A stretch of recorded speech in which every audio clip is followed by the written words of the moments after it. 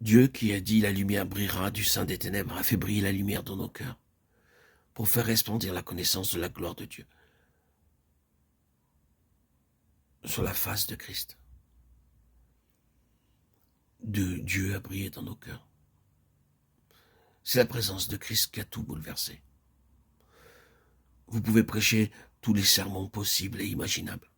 L'effet produit ne se montrera pas un iota si votre présence ne révèle pas Christ à votre entourage. La présence de Christ perçue par la conscience des autres en face de l'homme ou de la femme de Dieu, voilà la mesure de notre héritage. Et ce ministère est ouvert à tous. Nous avons ce ministère et nous avons ce trésor dans des vases de terre. Pourquoi Dieu choisit-il de tels vases? Et pourquoi, s'il met la main sur un vase de choix, est-il obligé de l'entreprendre et de le passer au creuset jusqu'à ce qu'il l'ait rendu petit à ses yeux? Paul avait de multiples avantages, mais il en vient pour finir à les regarder tous comme de la boue. Pourquoi le vase doit-il être ainsi brisé?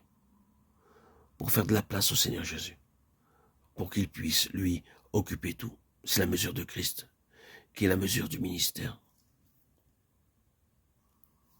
Ce n'est pas la mesure du vase.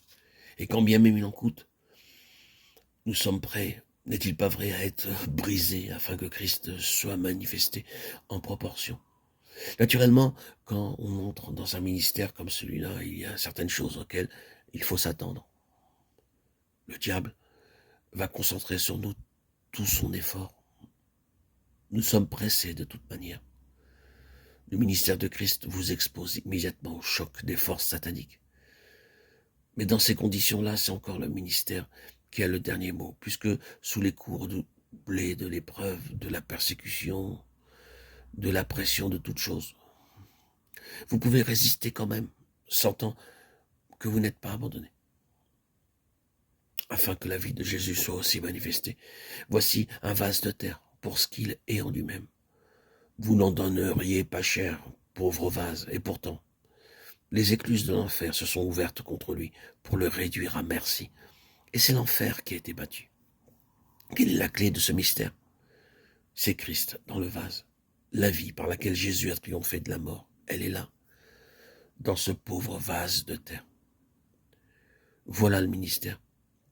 Le Seigneur Jésus qui a conquis la mort prouve à l'enfer son impuissance devant un fragile petit vase. Oui, mais il faut pour cela que le Seigneur puisse occuper toute la place dans le cœur et la vie de son enfant. Nous avons ce ministère.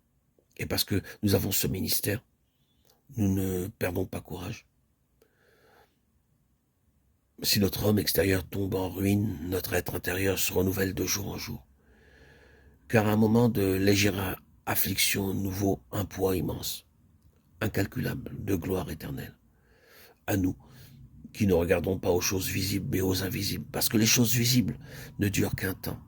Les invisibles sont éternels. Qu'est-ce donc que Dieu veut, sinon faire de la place en nous, pour que Christ y soit au large,